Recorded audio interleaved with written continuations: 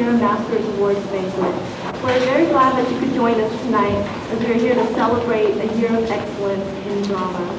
We have many things to present tonight, so thank you for coming. I'd like to introduce Josh Childs and Miss Rhonda Reeder Kimball. Can you guys hear us over this mic?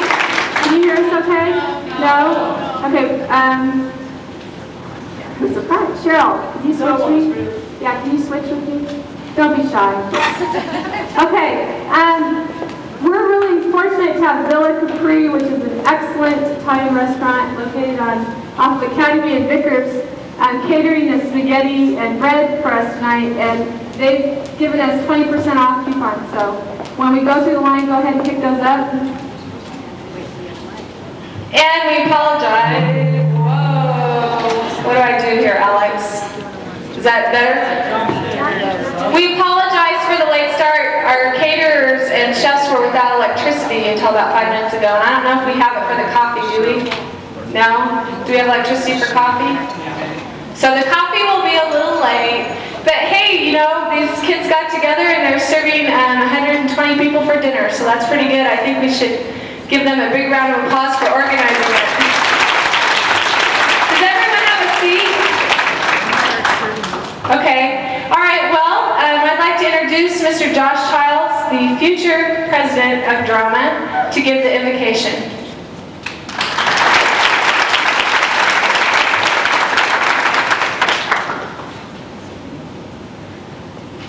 Bow your heads.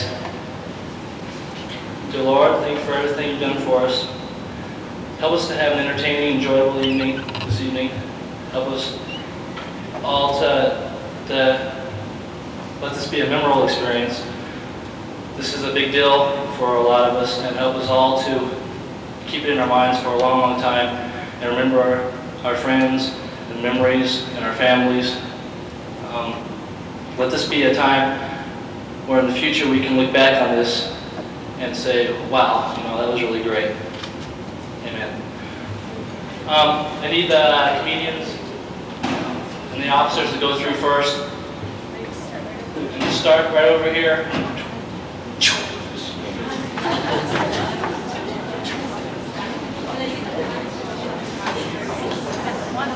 We're going to have entertainment tonight during dinner. Those comedians and officers will go ahead and go through. We had we had a stand-up comedy unit in all of my drama classes, which was, for the first time, it was really interesting. So you'll be hopefully gleefully entertained throughout dinner by some of the better comedians, and as soon as they've kind of eaten a little bit, I guess. Is that too loud? They're going. He likes to focus on the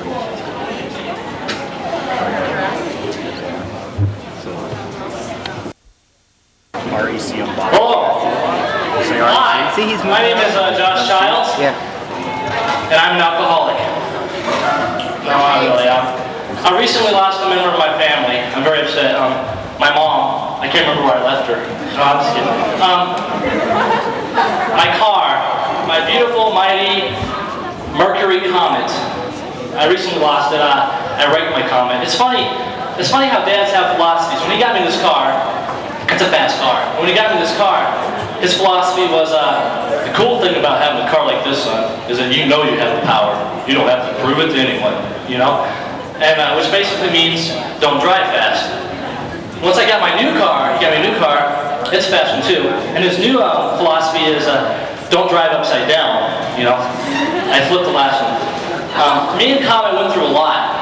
We went through a lot together. I remember our first blind date. It was, you know blind dates. Yeah. It was pretty exciting. Yeah. I showed up. Whoa. I showed up in Comet. You know, I was looking pretty suave. Comet was out in the driveway. I walked up to the door. Had the girl's mom's money in my pocket. And I knocked on the door. Honey, turn off this. Hi. You know, she answers the door. Gorgeous girl. Gorgeous. Beautiful, long blonde hair, long legs, nice body, really good looking girl. And I was like, hi, I'm Josh. And she goes, hi, let me go get my sister. And you know what I'm thinking, right? Well, at first I thought, well, this is cool, you know, if it's her sister, she can't be that Turn bad. off by itself. No, that's not the way it works. The girl comes to the top of the steps, right? I'm not a good judge of weight, but I say it's about 400 pounds. She starts coming down, she waddles down the steps, and the whole house is, you know, we're all shaking, oh my gosh. She comes down, and she's like, hi. Hi. She wasn't that, you know, she had a mustache, which isn't that bad. She was bigger. She was strong too. You know, I think she was from like Yugoslavia or Germany or something. She's a big girl, and she's like, hi. Hi. And so, you know, we go out and get in the car. Well, I get in the car. She got on top, and we went to the restaurant. And you know how it is when you're in a restaurant and you start smelling something, right? And you're trying to be like inconspicuous, and you go, you know, and then you kind of, when the waiter comes, you smell. Make sure it's not him, and then you look over at Bertha over here, and she's like, with food hanging out her mouth, you know. And you try to be collected about this. You reach in your pocket, and you're like, okay, what do you got? Okay, sir. Now this is funny. When you're at school and stuff, your friends and stuff always want a piece of gum or a sir, you know, when they don't need it. And then when you come across someone who really needs it, do they ever take it? No, they don't take it. So this is what was happening to me. I take out a cert and I go, want a cert? And I take one too, so she doesn't feel bad, you know. She's like, no, that's okay. Strike one. Okay, so I reach my pocket.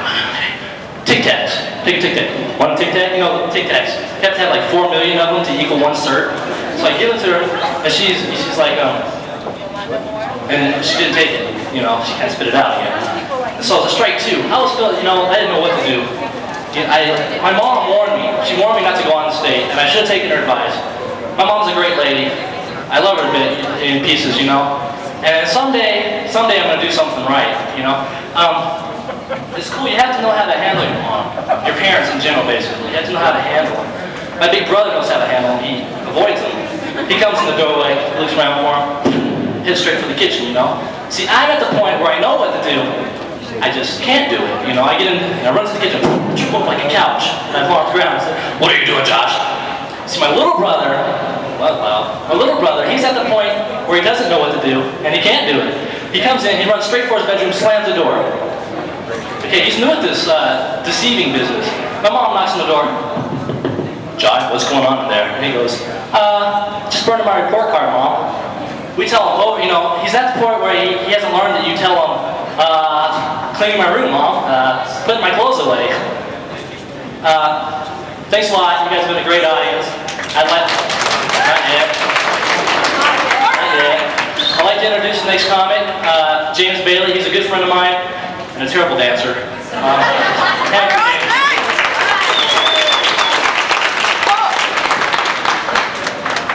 Let's give Josh a round of applause.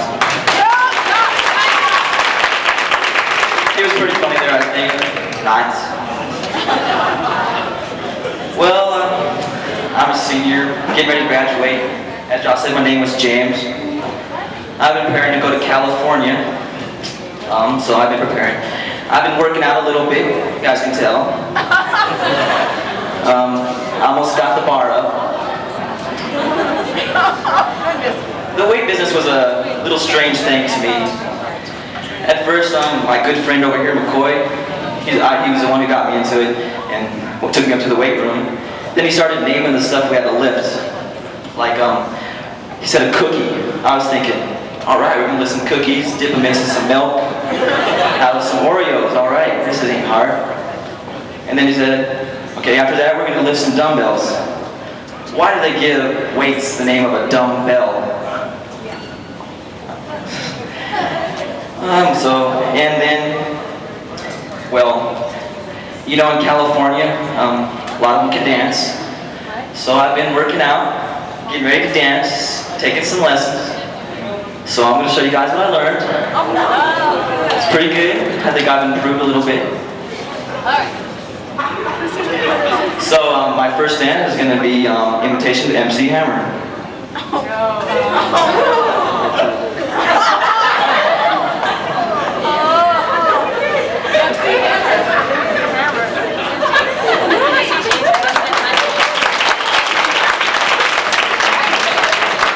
My next one is a favorite performer, Vanilla Ice. He's a fellow white man.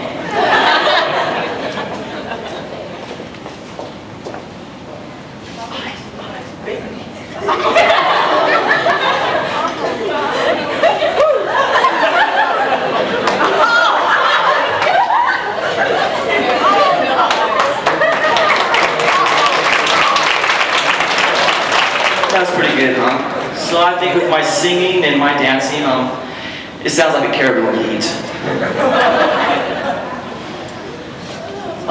Well, as you guys, some of you might know, when I was 13, I had braces. It was a terrible thing to have when you're 13. I mean, going through puberty and all. You want to show off to the girls, show them your big smile. Not with braces. But the worst thing I hated about braces was the appointments. Since I was 13, couldn't drive. Still can't drive, but... So, my mom made all the appointments for her convenience, which was usually Monday morning at 7 p.m.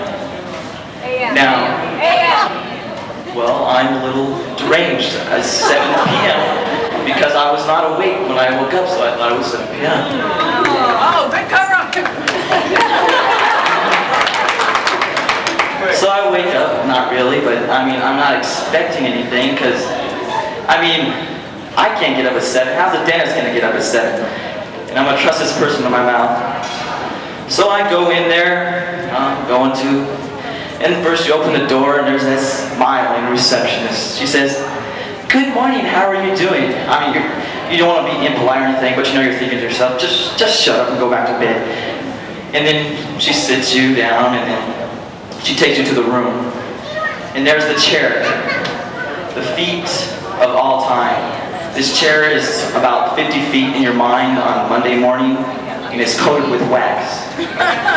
So, I mean, your feet, you're trying to get up in there, and then you finally do. And then you want to try to fall asleep, but you don't dare fall asleep because you know you're going to slip off and then you're going to clunk your head on the ground and be unconscious. So I'm waiting there about a half an hour, struggling in the chair. And then I hear something coming down the hall, hoping it's the dentist. He's making this loud noise, boom, boom. And the thing you don't know while you're in that room is that he was kicked out of his house Friday night. He's been sleeping in his $50,000 Porsche for 3 days and has been living at Taco Bell. So he comes in there after you've been smelling him a lot because he smells like beans and body odor. We're not taking a shower. So he's all coming in there. He looks like a hunchback of Notre Dame with the scissors. And then before it gets you, the body odor knocks you out, so you're out with anesthesia. So you go, you're out, knocked out for a while, and then you wake up, it feels like a Mack truck hit you. Your mouth is sore. And then you go out there, and there's that receptionist again. "How was your visit?" And then you just walk away because you can't talk, because you just want to keep your mouth shut. And then she asked, "Would you like to make another appointment?" Dentist takes his head out. "Let's make it in 2 weeks, just enough time for him to recover over the pain of the mouth." So then he comes, and then your mom makes the appointment again another Monday. That's one of the tribulations of being a teenager, is having braces. Another thing is waking up in the morning, going to the bathroom, and looking in the mirror. And there it is, the biggest zit you ever seen.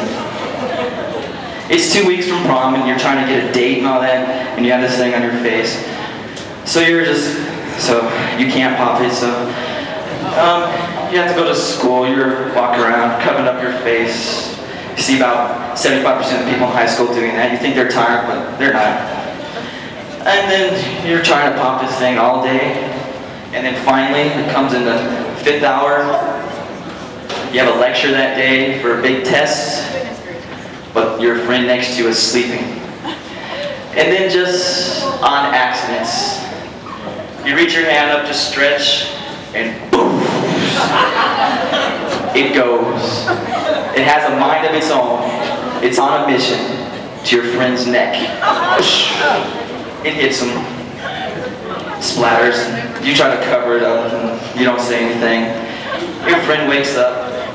Oh, should I slobber? He's all looking around, trying to wipe it off. And then he looks at you, and then he sees you not covering your face no more. So he starts thinking to himself, well, 7-Eleven's on the way home. I can pick up a dozen of donuts, a 6-pack of Coke, and a couple candy bars. I'll get my revenge. Thank you very much. Our next comedian is a friendly, lovely girl, Cindy Smith. Thank you, James, my friendly, loving friend. This is my mom, and I love her. She's a great woman. She always tells me, when I screw up, that some things that I don't love in life, actually things that I hate. I hate, let's see, when you go to the store, and you go and you're walking down the aisle, and you pick up your favorite magazine, and you're really excited because, it's the new monthly issue, and you're about to read about all the prom specials or whatever, and you pick it up, and 50 million of those little square buy a subscription to our magazine cards fall out. Fall everywhere, and you're trying to pick them up and stuff them back in the magazine, but it doesn't work, and more of them just keep falling down. And we have to think of a good thing to do with these. We have to find a way to deal with the hatred that we have in our attitudes. That's what my mom always says, deal with the hatred that you have in your attitude. So we have to find a way to deal with this. So we're going to take all these subscription cards, and we're going to put them together, and we're going to make a vest. We're going to make a vest, we're going to wear it around school, and everybody will think we're cool. Now, I'm going to make this vest, and I'm going to take orders for all you people that want some. So there'll be a box on the piano afterwards, so you can just put your buy a subscription to our magazine cards in there, and we can just all have wonderful vests. Let's see, another thing that I hate. I hate going to the dentist. And you walk in and you climb up onto the chair, and the dentist comes in and he takes out the water pistol. Now this thing could be a dangerous weapon. He puts this in your mouth and fills your mouth with water. Now I don't know if the dentists know this, but when you take a person and lie them down, fill their mouth with water, and tell them that they can't swallow, you're going to put them in a dangerous situation. Now people have to swallow. We have to have some way of getting this water out of our mouth so we don't choke. Now dentists don't know this. Once they realize that you're choking and that you're dying, they pull out the suction. Now this is a tool, okay? It's a 5-inch wide tube. They stick down your throat that always catches that little hangy downy thing back of your throat. That hurts. I hate that. And then they suck all the water out. Now we also, besides swallowing, have to have something called saliva. And when they put that little suction in your mouth, they take all the saliva away. So you're choking, and then they have their hand down your mouth. You're trying to tell them their stupid little dentist assistant, who I also hate, oh, she's choking, she's dying, let's help her. Ah! And she pulls it out. I hate the dentist office. All right, let's see. What else? I hate when you go to the supermarket, your mom takes you to the supermarket. You think, okay, you're going to the supermarket. You go there like every other day. She takes you down the tapioca pudding aisle. You go down the tapioca pudding aisle, and Safeway this week has a deal. 14 tapioca puddings for $1, but limit 14. So she takes you down, loads you up with 14 tapioca puddings, and gives you $1 and a nickel for tax. You take it, and then she gets the same thing, 14 tapioca puddings and has $1 and a nickel. You go to the line, and you put all these 14 tapioca puddings down, and this cashier lady, she looks at you. She knows that that's your mom back there. She knows that your family is breaking the 14 limit. She knows that. And so then, and she also knows that nobody goes to the store for just 14 tapioca puddings. So she looks at you like you're really stupid, and I don't know, my mom thinks we're trying to pull the bag over Safeway's head, but we're not. They know. And so, all these people, I don't know, they have an FBI that follows you home and takes all your tapioca puddings. But oh, I hate that. Well, thank you very much. You guys have been a great audience. Next, we have Mike Porsche. He plays football. He plays football.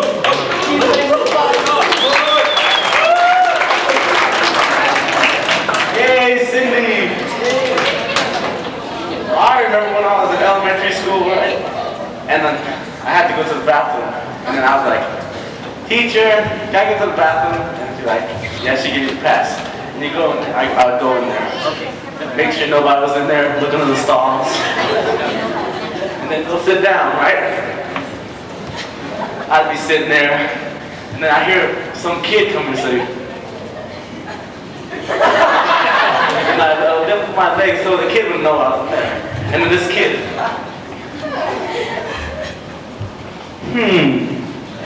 starts coming over here, and there's all these cracks right in the middle of the stalls, right? He'd be coming in, and he would look right in the crack. You'd be sitting there, trying to hide from it. I mean, you'd be like, what does that kid want? Or that time when it was like near the end of class, and yet you had to go to the bathroom, but you're like, nah, I'll just wait till I get home. And you're like, oh, I'll take the chance. And you start going home, and it starts almost coming out, start running. And then you get to almost there, and you see your house, and like, yes.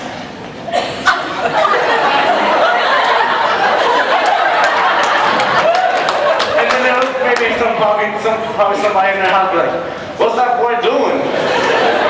Does he know how to walk or something? Well, I was told to make it short, so thank you. Next is Ida Smith. Alright, give a hand for Mike, who knew he was so funny. I didn't.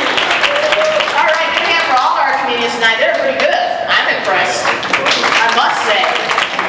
Okay, I guess I should start out by telling you my name. I'm Ida Smith, and let me tell you a little bit about myself. I guess you should know, my mom was recently pregnant. Thank God she finally had the thing. Whew. Now we're going through post-mortem, I believe the word is. Let's see if I survive that. I'll probably have another humor routine.